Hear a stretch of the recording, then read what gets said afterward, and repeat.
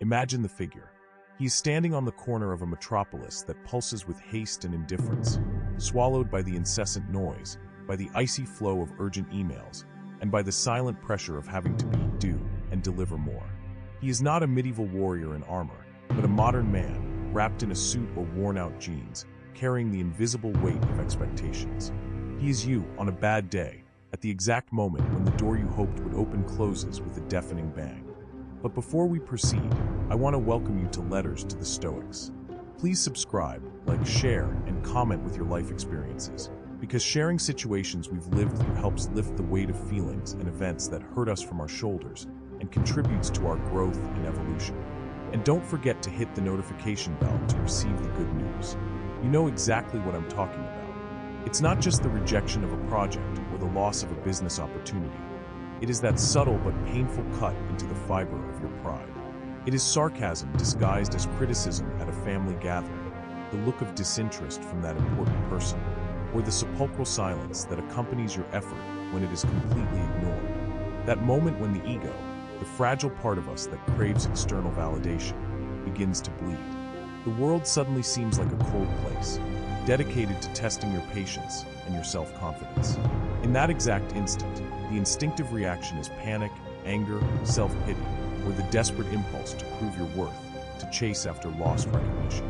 It is the frenetic desire to control what is inherently uncontrollable, the opinions, moods, and actions of others. And the more he tries to force the fit, the more he shatters.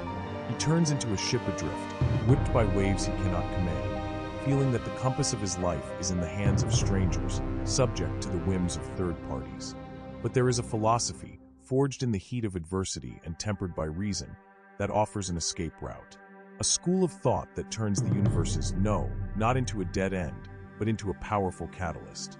This is Stoic wisdom, the master of resilience, which teaches that real power lies not in the capacity to manipulate the outside world, but in the art of mastering your own inner world. It proposes that rejection is not your enemy, it is your strictest teacher. Imagine the pain of indifference being transmuted. What would happen if all the energy you spend trying to be noticed or validated were reinvested in building an internal fortress, unassailable by criticism and the contempt of others? What would occur if the scorn of another, which once diminished you, became the fuel that drives your excellence? It is a profound psychological inversion, a mental alchemy that transforms the lead of frustration into the gold of self-sufficiency. We are about to dive into a journey of transformation, following the footsteps not of a reclusive sage, but of a philosopher-emperor who ruled an empire while battling his own inner demons. We will see how to face dismissal, mockery, and negligence not as open wounds, but as practical exercises in self-mastery. This is not a guide for social manipulation. It is an instruction manual for building a dignity that needs no one's approval to exist. The crucial question is this: are you ready to stop being a victim of others' indifference and start using the weight of rejection to rise up? Are you prepared to break the chain of immediate emotional reaction and don the armor of calculated calm? If you seek the peace that cannot be stolen by harsh words or empty stares, get ready. This is your call. We will begin to unfold the map that transforms every closed door into a new horizon. Your true strength is about to be revealed, and it does not depend on who stays, but on who you decide to be. However, brutal reality erupts in the form of that tense meeting. It is not a door that closes all at once, but a series of small shoves, the corrosive accumulation of microaggressions. Think of the subtle humiliation, the colleague who conveniently presents your ideas as if they were his own, subtly sliding the credit into his own lap while you watch. There was no direct confrontation, but a silent appropriation that cuts deeper than a scream, for it calls your contribution into question in front of witnesses. At that precise instant, you feel the heat rise up the back of your neck. It is the primitive chemistry of survival taking control. The body screams for justice, demanding that you expose the opportunist right there, in front of everyone. Instinct clamors for the cutting retort, for the public unmasking that would bring immediate satisfaction. This is life's oldest trap, the pursuit of the wounded ego's instant revenge, a reaction that lasts for 5 seconds of toxic pleasure, but whose negative consequences drag on for years, staining your reputation and your own state of mind. Consequently, the challenge arises: to maintain composure when the provocation is so calculated, so personal. Adrenaline is peaking, and the inner voice incites an explosion. But Stoic philosophy insists that the damage lies not in the other's action, but in your acceptance of that action as an existential threat. The attack, in truth, is a test of your mental sovereignty. Or consider a more intimate, yet equally corrosive scenario, the family dinner, for example. That relative who, under the guise of concern or advice, disdains your career choices or your lifestyle. The speech is not a frontal attack, it is distilled poison, subtly suggesting that you fall short of the expected standard, insinuating a personal failure that only they seem to see. It is an attack directed at your vulnerability, camouflaged as affection. At this point of friction, it is vital to pull the mental brake, recognizing the inevitability of the initial pain. Stoicism reminds us of the fundamental maxim that the offense reached your ears, but the prolonged suffering. That is an optional choice, depending exclusively on the judgment you assign to the event. The true battle does not lie in responding to the aggressor, but in questioning the weight you grant to the opinion of others. It is your mind that confers power to the words thrown, not the intention of the speaker. The lesson, therefore, is the distinction between being a target and being a wall. The aggressor expects to find a wall of mirrors that reflects his anger back, amplifying the conflict and draining your energy. In contrast, offer the serene weight of silence and an unwavering gaze. Imagine the provocation as a flaming arrow. Your instinct is to catch it and throw it back. Wisdom, however, guides you to let it fall, ineffective, into the moat surrounding your inner citadel. This non-reaction is not cowardice. It is the manifestation of temperance, the recognition that the other's fury is his problem, a storm he created himself. By refusing to participate in the drama, you not only save your strength, but expose the fragility of the one who depends on your reaction to feel important. This refusal to validate toxic behavior is the first step toward real empowerment. You transform from a target into a spectator. Consequently, the challenge arises to transform this protective inertia into purposeful action. It is not enough just not to react. One must redirect this energy, reconfigure the mental map so that the next step is not to prove the other wrong, but to prove to yourself that you are right on the path of excellence. Rejection, when not absorbed, becomes pure energy waiting to be channeled. It is time to take this raw energy of indifference and use it to sculpt a stronger, unreachable self. Contrary to the impulse to retaliate or beg for recognition, the true battlefield lies in the discovery of silent dependency. The individual, often without realizing it, builds their self-image on a pillar of external approval, transforming into an actor whose value is determined by the audience's reaction. All the energy, all the calculation invested in pleasing or avoiding disapproval, converts into chronic exhaustion. It is the invisible burden of wearing a mask of constant performance, where authenticity is sacrificed on the altar of social acceptance. The emotional cost of this daily theater is unpayable and invariably leads to collapse. A crucial layer of this shift in perspective reveals itself when we confront the mechanism of emotional debt. Every time the individual seeks validation, he takes out a loan with exorbitant interest. The creditor, in this case, is the opinion of others, and the mortgage is his own peace of mind. This debt grows exponentially, turning him into a slave to the expectations of third parties, always running to satisfy new creditors to pay off old ones. The price for maintaining the illusion of control over the other's gaze is the complete loss of sovereignty over oneself. Realizing oneself in this servitude is the saturation point, the moment when the soul screams for liberation, demanding the bankruptcy of this emotional economy. In contrast to this incessant struggle, Stoicism proposes the construction of an impregnable mental citadel. Rejection, when viewed through this lens, is not an attack, but the chisel that removes the excess, chipping away the parts of yourself that were dedicated solely to performing for others. The pain of contempt becomes the tool that separates the essential from the superfluous. What remains, what withstands the cut of indifference, is your essence, your raw character. This is the transformative epiphany. Intrinsic value is not something to be conquered or displayed, but something to be revealed and maintained. Thus, the turning point arises when he finally refuses to continue acting. The man decides to become the architect of his own building, stopping the search for applause and focusing on the foundation. The light he seeks is not an external spotlight, but the constant flame of reason, lit within, transforming him into a lighthouse. A lighthouse does not move to please the ships but stands firm, serving as a guide merely by being faithful to its own nature. The ships that avoid or ignore it do not diminish the brightness of its light. They only prove they were not sailing in its direction. This transmutation of reaction energy into productive focus is an exercise in internal physics. The pressure that would previously crush him must now be directed toward the improvement of his innermost capabilities. Think of the blacksmith's forge. Steel is not strengthened by rest, but by intense heat and the repeated impact of the hammer. Rejection is the hammer, and the heat is your repressed frustration. If you allow this energy to dissipate in lamentations or useless anger, the metal remains brittle. However, by absorbing the impact and using it to mold a more resistant and functional form, you emerge stronger, more tempered. Consequently, the great liberation lies in the total transfer of focus to the mastery of intentions. The outcome of any effort, whether the project will be accepted, whether the person will value it, whether the criticism will cease, is out of your reach.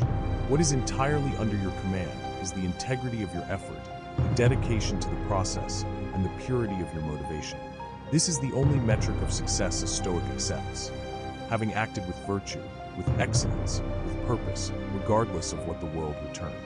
True power is achieved when you can look in the mirror, after being ignored or despised, and still affirm, "I did my best with the best of me," and that is sufficient. Their opinion does not nullify my effort. This radical acceptance of the uncontrollable is the apex of inner strength. The pressure builds, the silence is deafening, and the moment of rupture does not manifest in thunder, but in a crystalline snap of clarity. It is the instant when the central figure, exhausted from fighting against the current of expectations, simply decides to drop the anchor. He suddenly understands that anger and frustration are not generated by the event itself, but by the ceaseless work of an internal jury, installed in the mind, which insists on declaring the event a tragedy or a personal injustice. The verdict is not in the colleague's action or the public criticism, but in the emotional signature you confer upon the fact. Deepening this perception, he recognizes that the immediate pain of contempt is merely the initial sensation, like the cold touch of metal. The true suffering, the kind that drags on for days and consumes sleep, is self-inflicted. It is the result of turning the event over in the mind, adding layer upon layer of corrosive interpretations. I am not good enough. This proves they are right. I should have said X. The mind, in this vicious cycle, transforms a neutral and external fact, others' indifference, into internal and active suffering. However, liberation arises when he raises the blade of distinction. He realizes that what happened is an event, and its meaning is a value judgment. The fundamental task, taught by Stoic philosophy, is to suspend the judgment that the event is terrible. Imagine the mind as a clean window pane. The event, the rejection, is an object passing outside. The attribution of suffering is the mud that you, on impulse, throw at your own window, preventing yourself from seeing clearly. By stopping the judgment, the glass remains clean, and the object passes without causing lasting disturbance. Building upon this foundation, he begins to practice the premeditation of evils, premeditatio malorum. This is not a pessimistic attitude, but a mental vaccination. Daily, he mentally rehearses the scenario of future rejection. The project that fails, the harsh word that arrives, the effort that goes unnoticed. By visualizing these setbacks as real possibilities, he removes the element of surprise and shock. The mind gets used to the idea of loss and failure, and when the setback actually happens, the internal alarm system does not go off with the same frenetic intensity. Adversity, which would be a paralyzing blow, becomes a predictable, manageable inconvenience. Conversely, by ignoring this preparation, a person keeps themselves in a state of constant fragility, vulnerable to every gust of social wind. The Stoic, on the other hand, transforms the mind into a fireproof vault. The value of his work, of his character, and of his peace of mind is stored there, unreachable by external volatility. Consequently, the criticism launched by the world falls like a harmless arrow upon already tested and calibrated mental armor. The impact is felt, yes, but it does not penetrate. Furthermore, the true measure of transformation lies in how he deals with public humiliation. Consider the example of an anonymous and injurious digital critique made to undermine your credibility. Instinct commands you to justify yourself, argue, or counterattack, giving the virtual shadow a reality it does not deserve. The moment of insight is when he visualizes the author of the offense. often someone projecting their own dissatisfaction and insecurity. He realizes that engaging at this level is like descending into a dark well to fight a mirage. The most powerful response is the silent continuation of work, focused on his mission, making the attack irrelevant through the pure absence of reaction. The great irony of this process is that invulnerability is only achieved through the acceptance of one's own fallibility and the inherent imperfection of the world. He understands that the universe is not conspiring against him. It is simply being what it is, chaotic, indifferent, and full of imperfect people.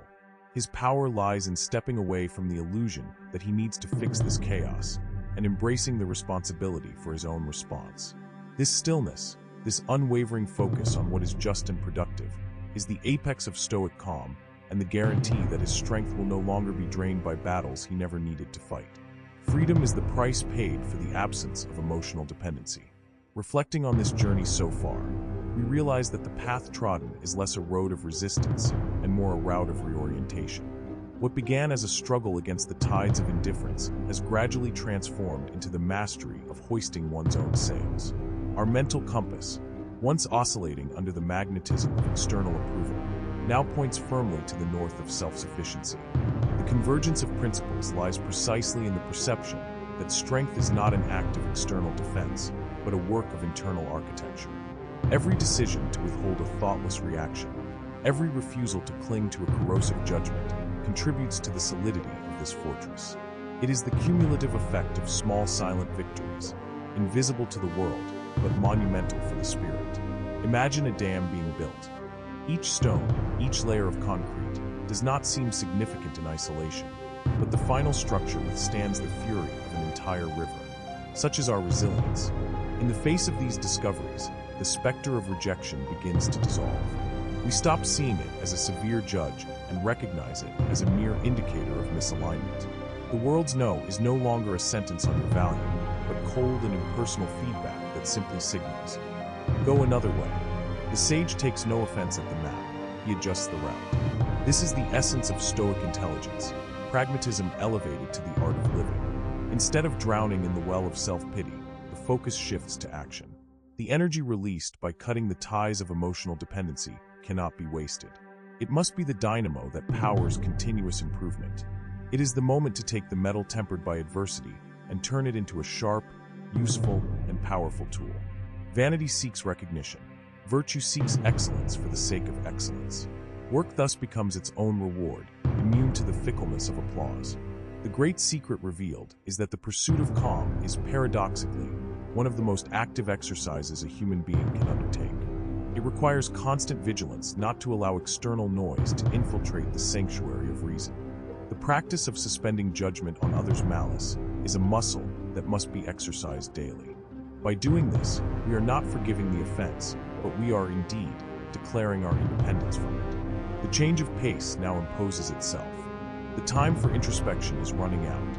The implementation phase approaches. We have seen the futility of fighting for control of the tides. Now it is imperative to anchor the vessel in a safe harbor. This harbor is not geographical, but psychological, built with the firmness of one who knows exactly what he can and cannot control. It is built upon the radical acceptance that the only field of unrestricted dominion is that of your own intention. The unification of these ideas suggests a new posture, a silent dignity that needs no justification, a serenity that is not the absence of emotion, but the mastery of it. It is the end of performance and the beginning of resolute authenticity. The armor, which was once a defense against contempt, now simply becomes your skin, the outward manifestation of an unshakable internal coherence. What remains, therefore, is the final consolidation. After mapping the terrains of indifference and mastering the instruments of self-control, you must now raise the banner of your new philosophy of life. The strength you sought has always been available, just waiting for you to stop looking outside and start digging within yourself. Get ready. The time has come to seal the pact with your own resilience and define your code of conduct for the rest of the journey. Your conclusion on the power of the self is about to be written. The journey we have traveled, from the chaos of reaction to the serenity of autonomy, culminates in this point of stillness. It is not a finish line, but the foundation upon which the rest of your life must be built. The man who once saw himself as an unstable reflection in the turbulent waters of others' opinions now recognizes himself as the mountain itself. He does not move, he does not justify himself, and he does not break. He remains. The essence of this wisdom does not lie in a defense technique, but in a declaration of independence. When the world's indifference confronts you, you have the sublime opportunity to exercise the most radical power of all, the power not to be touched in your essence. The cost of seeking validation is slavery. The price of being self-sufficient is total freedom. Rejection, seen from this perspective, is the firm hand of destiny gently pushing you away from paths that do not serve you, forcing you to trust in the solidity of your own ground. Silence, then, ceases to be an absence and becomes your most eloquent response. It is the refusal to participate in the drama, the withdrawal of your energy from a vicious cycle that leads not to prosperity. Think of the time and mental strength that are now liberated. This strength must be directed with surgical precision toward the improvement of your virtues, toward the pursuit of knowledge, and toward excellence in your craft. Your true manifestation of value is not in what you say in response to a criticism, but in the level of mastery you achieve in your silent work. The transformation is complete when the search for external control is replaced by the radical acceptance that the only kingdom that matters is the internal one. The actions of others are mere events, like rain or sun. The sage does not try to control the weather. He adjusts his clothes and moves on. His dignity is not a gift to be given or taken by third parties. It is an internal conquest, maintained by the constant vigilance of his reason. It is the acceptance that life is difficult and full of misfortunes, and that peace does not lie in the elimination of problems, but in unwavering tranquility in the face of them. Therefore rise, not with arrogance, but with the quietude of one who knows his place in the universe. Let the world spin with its madness, its rejections, and its fleeting applause. Your focus is on what is enduring, your character, your integrity, and the purpose you have chosen. The fire of adversity, which tried to consume you, only served to purify the metal. Now visualize the closing. The figure who started the journey, tense in the metropolis, is now standing on a vast terrace at dusk. The city noise still exists, but he hears it no more, wrapped in a palpable serenity. He is not isolated, but intentionally detached from the chaos. The wind blows, but his posture is firm. His eyes are focused on a point on the horizon, not on a person or an event, but on a distant and self-defined goal. He moves, then, not by impulse or reaction, but by a considered decision, a firm step toward his chosen path.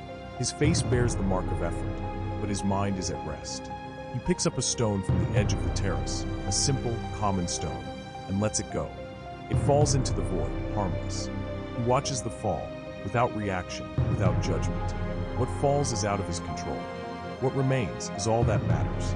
The real practice begins now, the moment you turn off the screen and return to the stage of life. Remember, your fortress is impregnable if you stop opening the gates to fear and the need for approval. The true measure of your strength is the calm you can maintain when everything around you insists on crumbling. Be the master of your own soul, and rejection will become, forever, the wind at your back.